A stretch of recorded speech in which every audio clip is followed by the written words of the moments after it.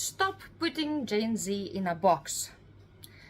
Yes, you heard me clearly. If we have a look at all social media and everywhere, people are putting Gen Zs in a box and make them out as the worst generation ever.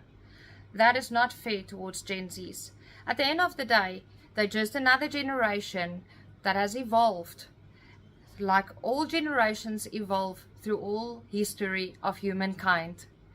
I'm Maritza Kruger, and I will be taking you through a session today where I will be explaining to you how to understand your learners as a facilitator or a trainer, and how to work with them in such a way that they can really achieve the successes that they should achieve.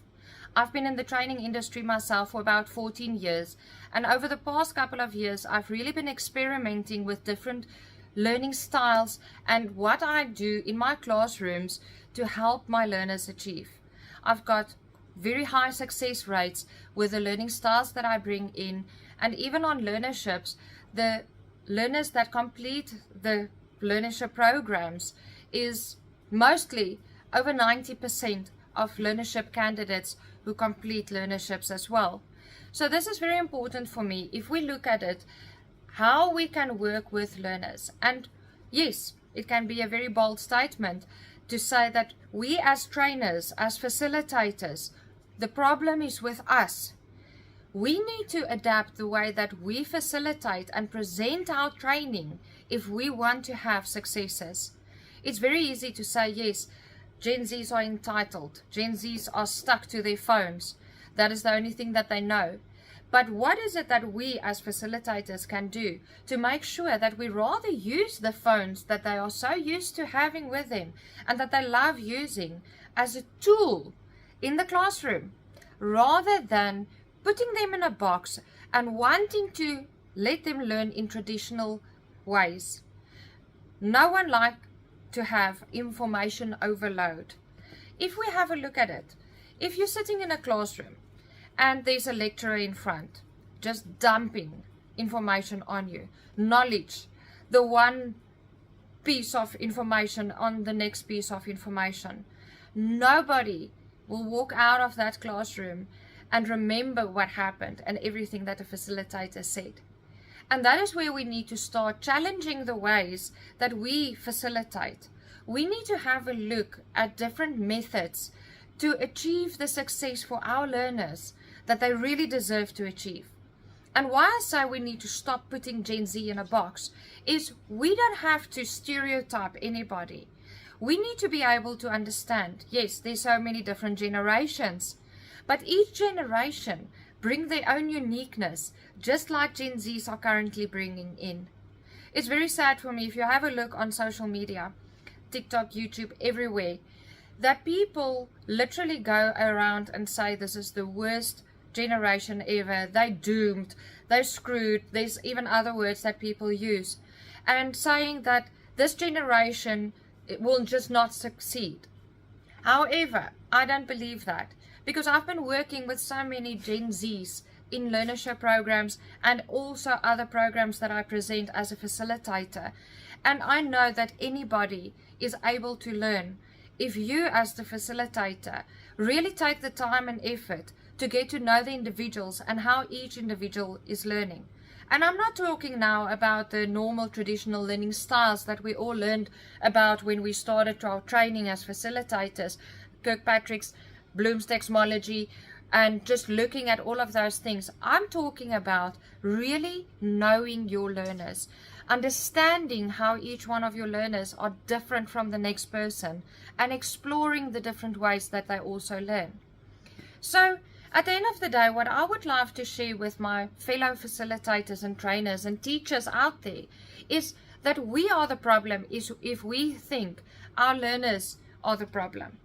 We need to start looking and exploring different ways and open up our own minds on how we present training. Because at the end of the day, training is supposed to be an experience, a fun experience.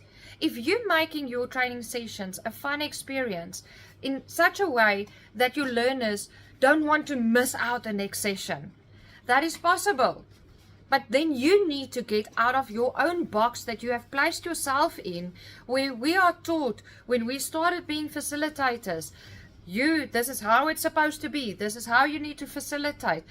Basically, what most facilitators do is they're standing in the front of the class lecturing. And that's all. Now, at the end of the day, you're not going to achieve the successes that your learners need to achieve. What is the real role of you as a facilitator? A facilitator is facilitating the learning process, not spoon-feeding anybody. Now, if we're looking at our educational systems, there's also a lot of people that say, yes, the educational systems is actually failing our learners, because where on earth have you seen a 30% achievement that you need to be able to pass? Then these learners come from schooling system into the further education system with TVET colleges, private training providers, and they expect that that is good enough. What I always ask my learners is, would you allow a doctor that only achieved 30% to operate on you? And obviously, the answer is always no, there's no way. But then how can you expect to pass if you only achieved 30%? Now, if we look at this as well, it is one of those things that facilitators struggle with, is to get the engagement and the commitment of the learners. If we're looking at learnership learners, they're all in Gen Z as well. And we're looking at the fact that most of our learnership learners are going on to learnership programs because it's a way of survival.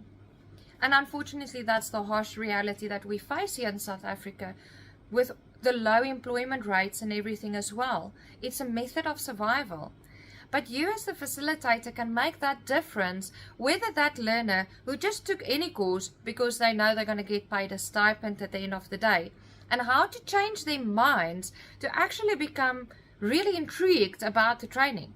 And that all depends on you, the facilitator. Yes, you, the facilitator, is the one who is responsible to make sure that your learners in your classroom actually enjoy being there and that they can benefit from it. Now, over the past years, I've been running a lot of learnership programs. One of the big successes that I had was with a program where there was 225 learners on a learnership program, and only 6 haven't completed the entire course, the entire program. But the rest of them didn't just complete it. They all completed it successfully. They all passed, or they were all found competent. Now, how do you do that? That is literally by bringing in experiential learning into your classrooms. And I'm not talking about just bringing in technology with VR and augmented reality, because what we're facing is most training providers don't have the funds to be able to provide that to their learners and can't bring those kind of experiences in the classroom. But you as the facilitator, you can bring in things into your classroom without costing you a lot of money. There's so many free apps, there's so many different things that you can use, and bring in the tools that the young generation love using. So looking back at all the different generations, I don't agree with what everyone say. The baby boomers are like this, the millenniums are like that, because at the end of the day, that is once again putting people into a box and not looking at the individual themselves and how that individual functions. But in previous generations, you were supposed to do something like this. We were placed into little boxes, and if you dare getting out of that box, you were literally almost beaten back into your box, because how dare you challenge the way that the facilitator or the trainer or the teacher tells you this is how you should do it. Now, the younger generation, formed by us, where they learned that you also have the right to open your mouth and disagree, that you also can say and challenge things and say, but why is it supposed to be like that? This is what we're dealing with in our classrooms these days, because the learners in the younger generation have so much access to information on their phones. They have their phones, they can learn anything they want to learn. by watching a YouTube video, a TikTok. And that is how they learn. That is how they experience what's going on in the world. That's how they communicate. Now, if we look at how we can bring in technology that they already have, they all have phones.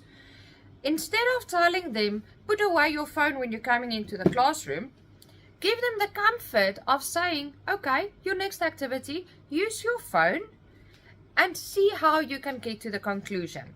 Now, if we look, we're doing outcomes-based education. Outcome, this is our outcome here.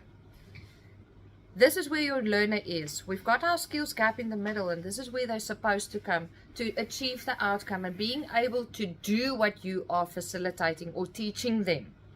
Now, why is there only supposed to be one way to do that? We need to open up our own minds and get out of our little boxes that we've placed ourselves into and say, okay, you know what, this is the outcome. You need to achieve this outcome. But there can be different ways and methods of achieving that outcome. And we need to start thinking about the different ways that we can allow our learners to achieve this outcome. And not just facilitators. Training providers should open up their minds more and realize how the younger generation or Gen Z is learning. And if you're not going to adapt to that, you're going to have a difficult time to really capture your learners' attention, to really let them enjoy and learn from the experience. Sorry. So, as a facilitator, what is your role as a facilitator? To spoon feed? No. To literally stand there and say, this is how we're going to do it? No. You need to facilitate the process of learning. You need to take yourself away in front of class. You are not the person, a lecturer, standing in the front of the class and just dumping that harsh load of training and information overload on your learners. I'm a person that can't sit still. I can't just focus for long hours. And I'm not Gen Z. That is what they say Gen Z is. They can't focus. Their attention span is very short. Call me ADHD then if you want. But if I walk into a classroom and I have to go and sit there and the facilitator put on the slideshow and go slide for slide for slide, just going through all the information, you've lost me completely as well.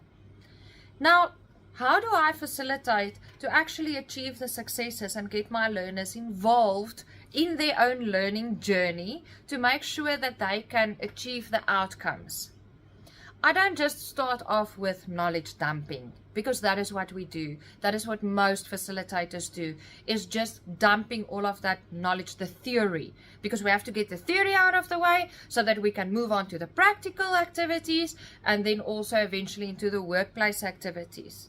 Now, looking at how the younger generation or Gen Z learn, they don't like that. You're going to lose them. You're not going to get their attention. They're going to be bored out of their minds and can't wait for tea time or lunchtime or just for the day to end so that they can just get out of there. You need to start looking at how do people learn. People learn by doing things. So let's take, for example, you have an activity. You need to, I'm going to take a random example. We have to train people on communication skills. All right? Let's take that because that is in most qualifications that we facilitate.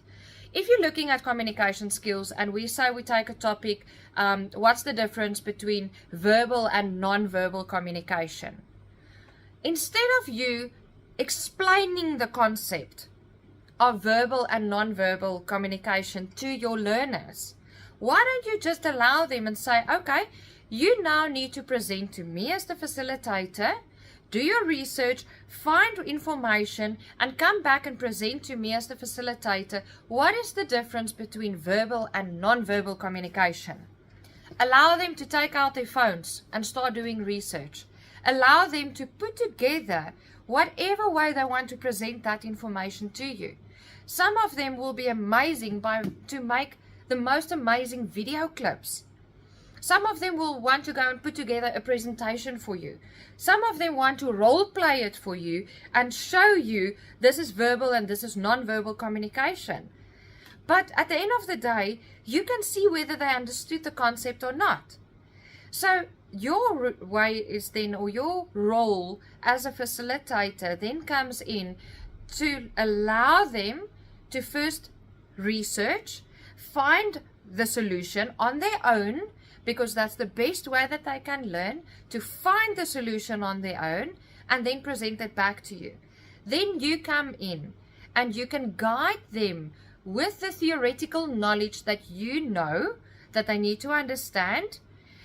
If they're off the track, if they don't have it, if they don't cover everything that you needed them to cover to show that they are actually competent in the outcome that you are presenting to them, you can then guide them through the process. And that's why I say you need to take yourself as a facilitator out of the front of the class.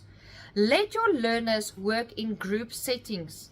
Give each group a different way or method to say, okay, you guys have to present it to me this way, or just allow them to choose. Because that's one thing. Gen Zs want to choose their own way of learning, their own way that they want to present something to you. Now, if you do it in such a way, you're going to start achieving so much more successes by allowing them to learn. Remember, the way that the school system works as well is that learners will be able to move forward in a way that is completely different. I've been working with the Department of Education and presented to a couple of parents in communities close to where I work as well and where I stay, the new GEC certificates that the schools bring in. Now, the GEC certificate, you guys can go and research it yourself as well, is allowing grade 9 learners to leave school. You might say, what? Yes, grade 9 learners will be able to leave school with a GEC certificate. But what does that mean? The way that grade 9 learners are learning in school already, this project was rolled out to a pilot project to 250 schools in 2023, and it will be rolled out to more schools and eventually to all schools. Now, the learners will get projects to do. They're not going to have normal classes in a school setting like we all got used to and how school is presented. They will get assignments. They need to go and research on their own how to actually show their understanding. So let's take, for example, in life sciences, they will have the opportunity to go and research what job they want to take one day and go to different companies and have a look at what is this job all about. They need to research on their phones in the school. They can research on their phones and find information. Then they're allowed to present this information in any form and way they want. Even if they want to use poetry, they can use poetry. If they want to sing a song and make a song about it, they can use a song. As long as they can show that they understand the outcome of that training, that they have the understanding. And it gives them the freedom to actually think for themselves instead of learning something and just writing an exam about it. Now, these are the things that we need to start bringing in. And they're doing this in other countries. It's not that South Africa came up with this weird concept or idea. They're doing it in America as well. There's a teacher that I've been following and learning about these processes. His videos are available on YouTube as well. And it works. Because it's allowing the younger generation to learn in a way that they want to. The way that they know how to do things. So what makes us, as the facilitators, what gives us the right to put them into this little box, or teachers for that sake, and say this is how you should do it? We need to open up our own minds. We need to get out of our little boxes of this is how training should be, and we need to adapt. The problem is not with Gen Z. The problem is with us. The older generations not understanding because we are so used to this is how training should be. Now, you as the older generations, myself included, You can make this difference and this change and mind shift that you need to make to adapt the way that you facilitate. Training providers need to also understand that you can't just give a portfolio of evidence and say, there you go. This is how you should do your training and this is what you should submit. If you don't submit this, the assessor is not going to assess you for being competent. We need to open up our minds. And I'm not just talking about online learning. Yes, the online learning industry is a multi-billion-dollar industry. However, research has shown that 5 to 15% of people that buy an online course actually complete it successfully. Some of them buy it and never even complete it. Some of them will open the first module or two. And if you don't experienceify even your e-learning platforms and online learning, you're not going to achieve the successes that you want to achieve. But I'm talking now today here for face-to-face training. How can you as the facilitator in a face-to-face environment change your class without spending a lot of money? You can start doing research. You can start having a look and start to get to know your learners. I think that is the most important thing. A learner needs analysis. Know how your learners function. Understand them. And see what ticks their interests. What trigger them to want to achieve. Praise them. Encourage them. Motivate them. But allow them to take the responsibility for their own learning into their own hands. And stop trying to spoon feed them. The Gen Z generation will get information that you can't even give them. A textbook. I got some books here. Now, a lot of us are used to getting a book, and this is what you have to learn, and that is how training providers still give training, and then you get your file with your portfolio of evidence, and this is how training should be. There's your knowledge. Enjoy. People don't learn like that anymore. That's not how you can present training anymore. Because at the end of the day, training providers, you're not going to have clients. Facilitators, you're not going to have a job. If you're not going to start looking into how the newer generation function and start understanding them. As a facilitator in the class, you're supposed to be among your learners. Let them sit in groups. Let them do their own research. Let them find their own solutions. Now, people also look and say, AI, cheating with ChatGPT. Oh my word, how can we do this? Start changing your mind. AI, like ChatGPT, is an amazing tool, even for you as a facilitator, to make your life easier. But yes, there's an ethical way of using AI, and your learners must still learn, but that is what's available for them. So it's a research tool. Instead of us knowing and understanding how you search through 20 different websites on Google to do our research, ChatGPT just brings it all into one. And it just makes the process so much easier. So if you can train and teach your students how to ethically use AI, you can have so much more successes as well. Yes, I'm not saying let AI just do all the assignments. Remember, it's also rubbish in, rubbish out. If you don't know and understand how to properly use the AI tools, you're not going to get to the results that you want to get either. So you can use it as a research tool. You can use it to help you as a facilitator with so many solutions. In some of the upcoming sessions that I will be doing, that is also something that I will be diving into deeper and assisting you so that you can understand how you can use AI to your own benefit as well, to make your work so much easier, to address some of these challenges that you're having with your Gen Z learners, and to make it so much easier for yourself to have time to save time to do what you need to do to address the different learning styles as well. So at the end of the day, what I would like to encourage all of you is just to start looking into the different methods of learning.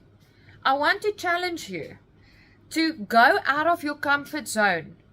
I want to challenge training providers and facilitators, my fellow facilitators.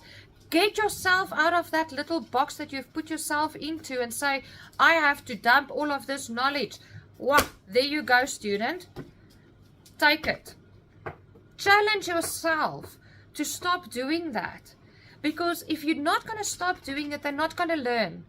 You need to find different methods and ways to get your students to actually learn.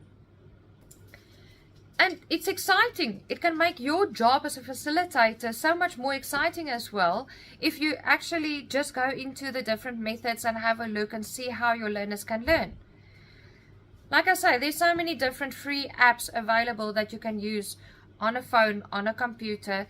There's so many different free tools available to educators, teachers, facilitators, corporate trainers that you can use to experienceify your classroom.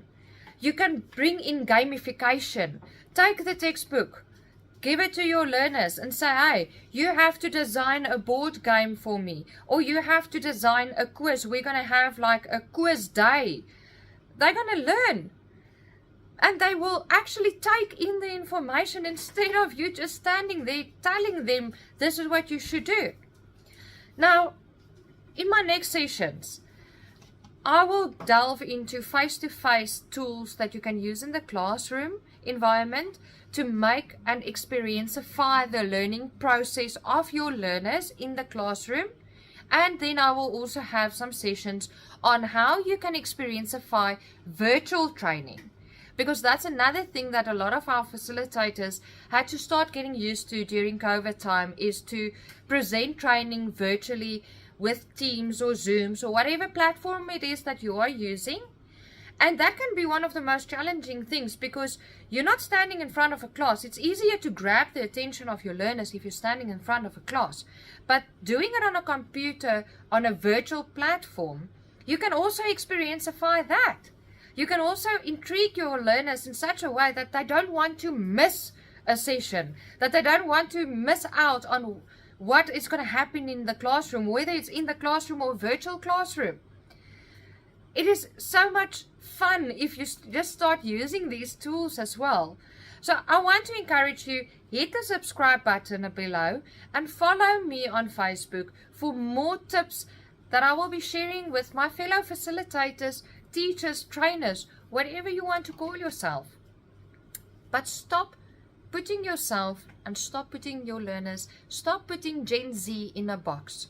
The moment you start getting out of that box, your job as an educator, as a facilitator, is going to become so much more fun because you're going to learn things. Your learners will teach you things in a way that you could never think of. I want to share one of the things that I've been doing with a group of new venture creation students in a community where they have to do new venture creation. They're on a stipend, they receive a stipend for survival. How must they start their own business? And to get that mindset change for those learners so that they can see how they can actually implement and start their own businesses with not having much, especially if they have a phone. Quite frankly, it makes it so much easier.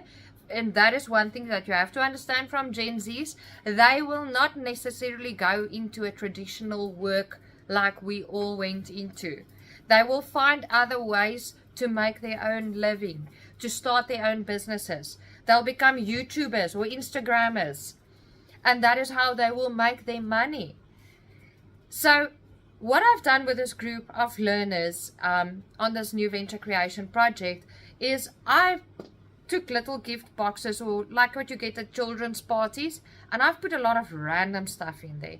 I've put clay in there. I've put that colorful pipe cleaners and everything. Something that you would almost give to kids for an art class. Yes, I gave it to adults. I put everything into this little gift box and I put them into different groups, and I said to each group, whatever is in that box, you need to create your own product from that. You've got nothing. You've got a couple of random stuff, and I promise you it's random stuff. I've even had like little egg stands and little glass like shooter glasses type of things in there, the weirdest things that I could never think of a product to make of it. I gave it to the learners and I was amazed with what came out of there. They created products from the weirdest, randomest things that I've put in those boxes that my mouth hang open. And I couldn't believe what they came up with. Then the next step was, great, you've developed your product. Now you have to start developing a business plan for this and a marketing plan for this product that you have created. And you have to be able to sell this to people so that you can start making your income. And I have to tell you, I got goosebumps to see what came out of that. Instead of walking into a classroom telling them this is how it's supposed to be, this is how you do, and all the theory in the book, and then in the process explain and guide them through the entire process of how do you develop your business plan, how do you develop that marketing plan, how do you develop a proposal to apply for funding somewhere so that you can get your business off the ground, and made it that enjoyable process. I didn't have one learner dropping out of that group, not one learner, 100% completion rate. And that is how I experienced over the years. And that's why I encourage you guys to just start doing things differently. Start challenging yourself. I'm challenging you to start looking at how you facilitate. So follow me for more. I am so happy, and please share in the chats below. Share your own experiences.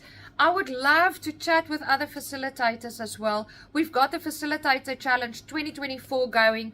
We've got an amazing group of facilitators on. And I want to say to each one of you that participate in this challenge, well done for stepping out of your comfort zone.